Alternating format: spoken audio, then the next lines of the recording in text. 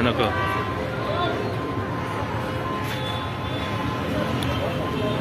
ده الأمطرة في طلخة، القطر جاي والمسلقان عايز يقفل ومش عارف من الزحمة بتاعت المرور. وهناك المسلقان التاني قفل على التكاتك وهم كده على شريط القطر اهو دلوقتي.